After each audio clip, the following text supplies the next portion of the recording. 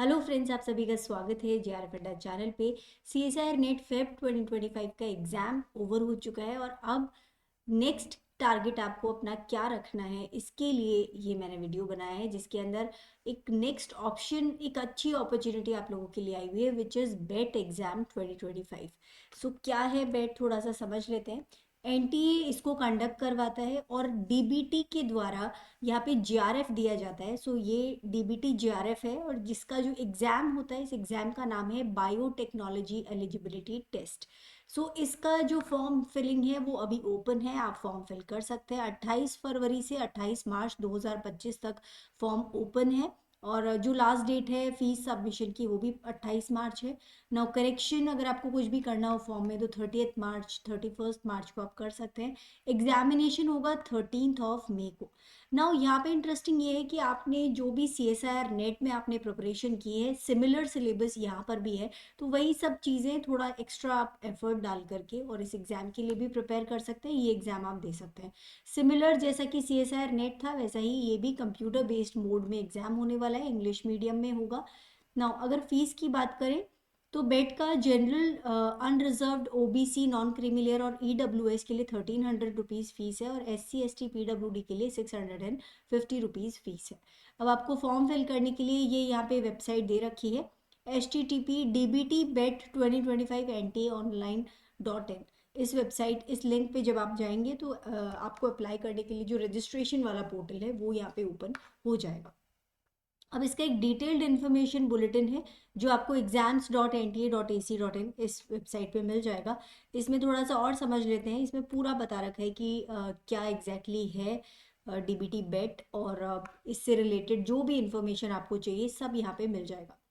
Now ये हम already discuss कर चुके हैं, यहाँ तक आगे बढ़ते हैं। नाउ जो अप्लाई ऑनलाइन कर रहे हैं स्टूडेंट्स उनके लिए डिफरेंट स्टेप्स यहाँ बताए हुए हैं, किस तरह से आपको अप्लाई करना है। ऑनलाइन ही अप्लाई होगा।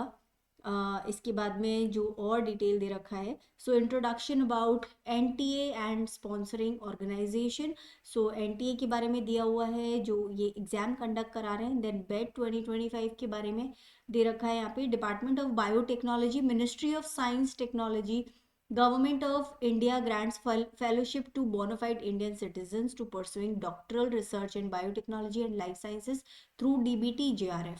सो इस प्रोग्राम के थ्रू आपको JRF मिल जाएगा। सो ये एग्ज़ाम बहुत ही अच्छी अपॉर्चुनिटी आप लोगों के लिए है। हर साल ऑलमोस्ट 400 से 500 बच्चों को डीबीटी JRF दिया जाता है और ये पर्टिकुलरली लाइफ साइंसेज और बायोटेक्नोलॉजी से जो रिलेटेड सब्जेक्ट्स हैं उन्हीं के लिए ये एग्ज़ाम कंडक्ट होता है।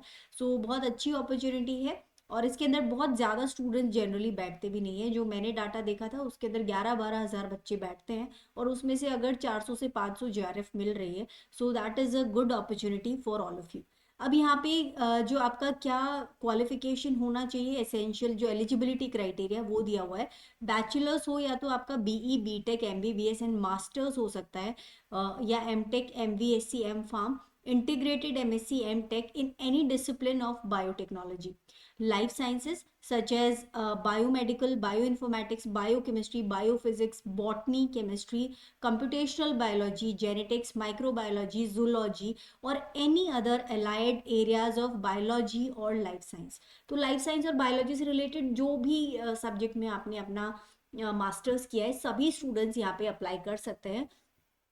इसके अलावा भी कुछ और डिटेल्स दे रखी हैं, आप देख सकते हो। अब मिनिमम 60% मार्क्स होना चाहिए जनरल ईडब्ल्यूएस और ओबीसी कैटेगरी के लिए। 55% मार्क्स मतलब 5% की छूट दी गई है SC ST और डिफरेंटली एबल्ड जो कैंडिडेट्स हैं उनके लिए। 28 ईयर्स यहाँ पे एज लिमिट मांगी गई है और रिलैक्सेशन दिया है 5 ईयर्स का for SC ST and different abled या वुमेन कैंडिडेट्स को। 3 साल की छूट यहाँ पे दी गई है for OBC non creamy layer candidates. Nationality आपकी इंडियन ही होनी चाहिए। और इसके अलावा और भी कुछ डिटेल्स यहाँ दी हुई हैं। सो अब एग्जाम का पैटर्न क्या रहने वाला है, it's really important. So biotech जो बेट एग्जाम है, बायोटेक्नोलॉजी एलिजिबिलिटी टेस्ट, इसके अंदर एक एग्जाम होगा जिसको 2 सेक्शंस के अंदर बांटा गया है, section A and section B। सो थोड़ा सा जूम कर लेते हैं इसको। सेक्शन ए के अंदर general science, mathematics, chemistry, general aptitude, analytical, qualitative ability and general biotechnology से रिलेटेड क्वेश्चंस पूछे जाएंगे। 50 क्वेश्चन आएंगे जो 50 की 50 आपको अटेम्प्ट करने हैं। हर एक क्वेश्चन 3 मार्क्स का है, तो सेक्शन ए टोटल हो गया 150 मार्क्स का। अब आते हैं सेक्शन बी पे। सो जो भी आपका स्पेसिफिक एरिया ऑफ बायोटेक्नोलॉजी है, सिलेबस के अंदर दिया हुआ है, आप जिस भी सब्जेक्ट से बिलोंग करते हो उसका यहाँ पे सिलेबस दे रखा है अलग से, और वो पर्टिकुलरली सेक्शन बी के अंदर आएगा। मतलब जो भी आपका सिलेबस दे रखा है आपके सब्जेक्ट के अंडर, उससे पर्टिकुलरली क्वेश्चन आएंगे। सो 150 क्वेश्चन पूछे जाएंगे, जिसमें से 50 ही आपको आंसर करने हैं। सो ये भी हर एक क्वेश्चन 3 नंबर का है और 50 क्वेश्चन आपको अटेम्प्ट करने हैं। 150 मार्क्स टोटल हो गए। सो टोटल पेपर 300 मार्क्स का है, और इसमें आपको 3 आवर्स का टाइम दिया जाएगा। कंप्यूटर बेस्ड टेस्ट होने वाला है। नाउ मीडियम ऑफ एग्जामिनेशन सिर्फ इंग्लिश है, हिंदी के अंदर यहाँ पे क्वेश्चंस नहीं आएंगे। सो बाकी जो मार्किंग स्कीम है, दिल be a negative marking for each incorrect response. So 1 number काट लिया जाएगा। सो हर एक क्वेश्चन 3 नंबर का है, सो 1/3 की यहाँ पे नेगेटिव मार्किंग है। और अगर आप अनआंसर्ड छोड़ते हो कोई क्वेश्चन को, तो 0 मार्क्स यहाँ पे दिए जाएंगे। सो ये बात होगी सेक्शन ए की। सेक्शन बी के अंदर 150 मल्टीपल चॉइस क्वेश्चन आने वाले हैं आपके स्पेसिफिक एरिया से, जो भी बायोटेक का आपका एरिया है, जिसमें से 50 ही क्वेश्चन आपको अटेम्प्ट करने हैं। हर एक क्वेश्चन 3 नंबर का, और यहाँ भी 1/3, मतलब हर एक रॉन्ग क्वेश्चन अगर आप अटेम्प्ट करते हो तो 1 नंबर आपका कट जाएगा। सो केयरफुली आपको अपना एग्जाम जो है उसको अटेम्प्ट करना है। ड्यूरेशन यहाँ पे 3 घंटे का है, और 13 मई को आपका एग्जाम होने वाला है। टाइमिंग रहेगा, एक ही शिफ्ट में एग्जाम है, 10 बजे से 1 बजे तक। और information provided in the chapter have been received from, okay. So ये पूरी इंफॉर्मेशन हो गई। अब इसमें और भी काफ़ी सारी डिटेल्स दी हुई है, जिसको आप देख सकते हैं। जब आप रजिस्ट्रेशन कराएंगे, किस तरह से आपको एप्लीकेशन फॉर्म फिल करना है, वो सब कुछ यहाँ पे दे रखा है। ऑलराइट, एंड अगर आगे बढ़ते हैं तो यहाँ पे पूरा क्या क्या चीज़ें आपको अपलोड करनी है, कौन कौन से डॉक्यूमेंट्स चाहिए, वो सब कुछ यहाँ पे दे रखा है। नाउ स्टूडेंट्स, यहीं पर ही नीचे देखिए, जब मैंने आपको ये पूरा पैटर्न बताया था, इसके नीचे एक लिंक दिया हुआ है। यहाँ पे जो लिंक है, this is showing your syllabus. तो आपका जो अगर सिलेबस चेक करना हो तो यहाँ पे इस लिंक पे आप क्लिक कर सकते हैं। सो ये देखिएगा, मैंने सिलेबस का लिंक ओपन कर लिया है। सो यहाँ पर जो पार्ट ए है, एप्टीट्यूड एंड जनरल बायोटेक्नोलॉजी का, so aptitude in general biotechnology का जो सिलेबस है यहाँ पे दिया हुआ है। And then you can see methods in biotechnology. So the syllabus is given here. This is for section A particularly.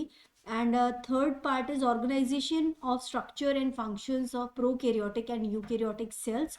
So ये general part है, जिसके अंदर जो भी कुछ आप मोस्टली चीज़ें वही हैं जो आपने CSIR नेट में पढ़ी हैं।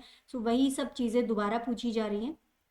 तो आई गेस आप लोगों को इतना टाइम नहीं लगेगा, अगर उसकी आपने सीरियसली प्रिपरेशन की थी CSIR नेट लाइफ साइंसेज की, तो आप आराम से ये जो एग्ज़ाम है इसको क्रैक कर सकते हैं। Phylogenetic evolution, then genomics and proteomics, and then IPR, biosafety, bioethics. और अब आ जाते हैं पार्ट बी के अंदर। सो जो स्पेशलाइज्ड ब्रांचेस इन बायोटेक्नोलॉजी, इसमें से कोई एक आप सिलेक्ट कर सकते हो। जैसे कि यहाँ पे ऑप्शंस क्या क्या है, एग्रीकल्चरल बायोटेक्नोलॉजी, इसका सिलेबस दिया हुआ है यहाँ पर। Then coming to the next one, it's animal biotechnology. Animal biotechnology का सिलेबस है। Then MTech biotechnology, biochemical engineering and industrial biotechnology. The next one is bioinformatics and computational biology. And the next one is environmental biotechnology, marine biotechnology. इसके बाद आ जाता है medical biotechnology. And then comes next is molecular and human genetics.